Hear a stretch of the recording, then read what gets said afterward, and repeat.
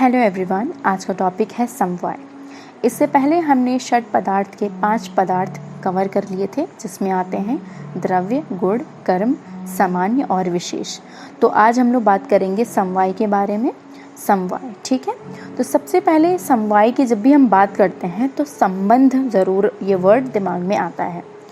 तो न्याय और वैशेषिक दर्शन में संबंध जो है वो 2 प्रकार के माने गए हैं, जिसमें एक प्रकार का संबंध ऐसा होता है जो बस कुछ समय के लिए होता है, मतलब क्षणिक होता है और उसके बाद समाप्त हो जाता है। जैसे कि हाथ और घड़ी का संबंध, ठीक है। एक टाइम पे आप घड़ी उतार करके रख देंगे, तो जो ऐसा संबंध होता है ये अनित्य होता है, यानी क्षणिक होता है। एक टाइम पे ये समाप्त हो जाएगा। लेकिन जो दूसरे प्रकार का संबंध होता है वो कभी भी समाप्त नहीं होता है। जैसे कि अगर हम बात करें जल की, जल में जो शीतलता होती है वो ऐसा संबंध है जो कि नित्य है, वो सदैव रहने वाली है, और ऐसे नित्य संबंध को ही समवाय कहते हैं। समवायो अपृथक भावो भूम्य आदिनाम गुणैर्मता सनित्यो यत्र ही द्रव्यम न तत्र अनियतो गुणा।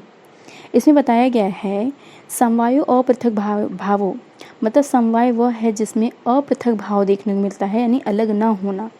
इसमें एग्जाम्पल दे दिया है भूमि आदि नाम गुणैर्मता, मतलब भूमि आदि नाम पृथ्वी आदि जो द्रव्य हैं, पृथ्वी आदि द्रव्यों के साथ गुणों का अपृथक भाव ही समवाय माना जाता है। समवाय में जैसे मैंने आपको बताया नित्य संबंध देखने को मिलता है। यह नित्य है क्योंकि जहाँ द्रव्य रहता है वहाँ समवाय संबंध से गुण अवश्य ही रहता है, ठीक है।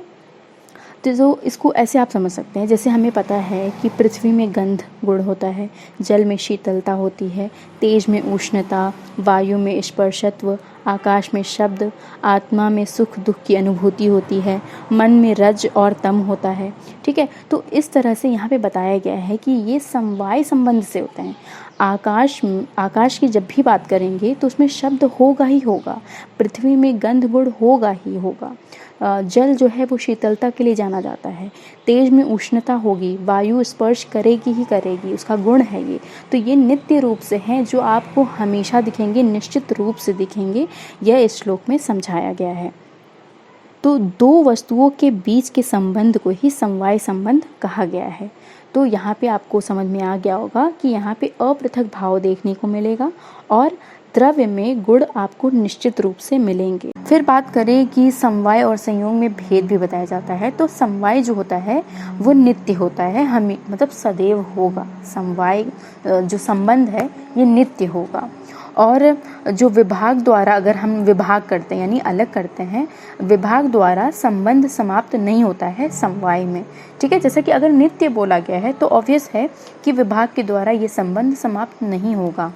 और संयोग जो है, संयोग अनित्य होता है और क्षणिक होता है, और अगर इसमें विभाग करेंगे तो वाकई में विभाग द्वारा संबंध जो है समाप्त हो जाता है। बात करें उपयोगिता की, तो आने वाले वीडियो में हम लोग एक सीरीज़ मैं क्रिएट कर रही हूँ, जिसमें दर्शन की और पदार्थ की, फिर प्रमाण की, इनकी क्लिनिकल पॉइंट भी डिस्कस करेंगे, ताकि वीडियो बहुत लंबा ना हो और अलग अलग से आप इसको अच्छे से प्रॉपर्ली समझ सके। कोई भी क्वेरी है रिगार्डिंग टू वीडियो आप हमें कमेंट सेक्शन में लिख सकते हैं, और डिस्क्रिप्शन बॉक्स ज़रूर चेकआउट कीजिएगा, क्योंकि मैंने ऑलरेडी कई लिंक प्रोवाइड कर दिए हैं ताकि आपको और भी एक्स्ट्रा इन्फॉर्मेशन मिल सके रिगार्डिंग पदार्थ विज्ञान लेक्चर्स।